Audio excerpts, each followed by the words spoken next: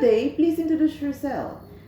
Good morning, ma'am. My name is Giselle Sindol Sikang, 37 years old from Iloilo, Philippines.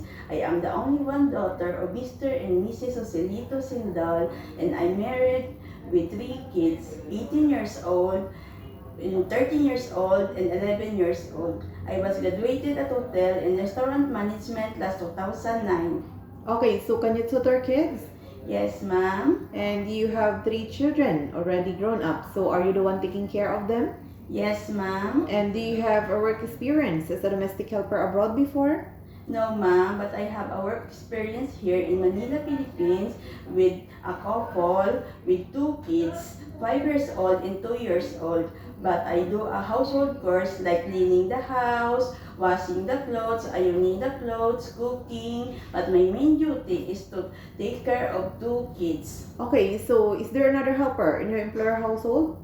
No, ma'am. So how would you describe yourself as a worker? I'm a hardworking, honest, and can work under the pressure, ma'am. Do you have any tattoo? No, ma'am. Do you have a surgical operation or serious sickness before? No, ma'am. Why do you want to work abroad? I want to work abroad because I want to help my husband for financial support. I want to finish my daughter in the college, and I want to spend money to build my own house. Okay, so if you get her, who will take care or who will look after your children? My husband, ma'am. What time do you usually sleep and wake up when you are working? I sleep in the 10 p.m. in the evening after my work is done, and 5 p.m. in the morning. Okay, so you mean you wake up at 5 a.m. in the morning? Yes, ma'am. Okay, so in Hong Kong, kids are super active and sometimes they tend to be out of control. So how will you control your temper? I'll be trying to understand him and be humble to him. Okay, so it means you have to be more patient with the kids. Yes, you have to be ma'am. more understanding with the kids. Yes, ma'am. Okay, so if you are homesick, what would you do?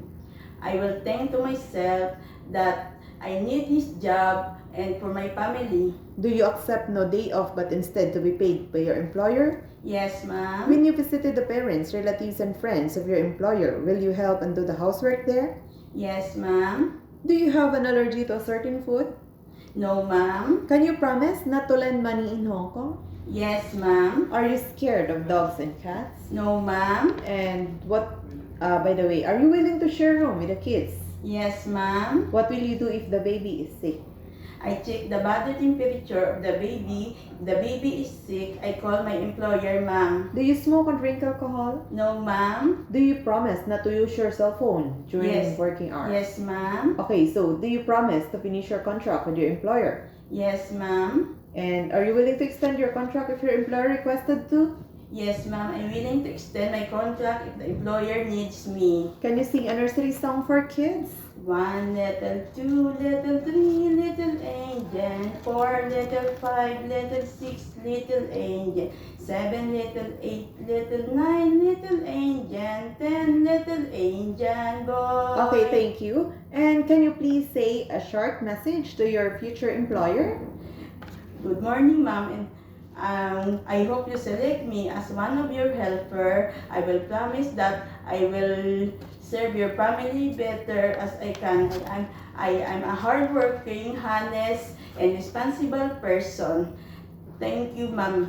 Okay, so are you willing to be the only one helper in your future employer? Yes, ma'am. And could you promise to your future employer that you will love your children like your own children? Yes, ma'am. And could you promise to serve their family with all your heart and with all your best? Yes, ma'am. Are you a happy person? Yes, ma'am. Okay, that's all for today and thank you for coming.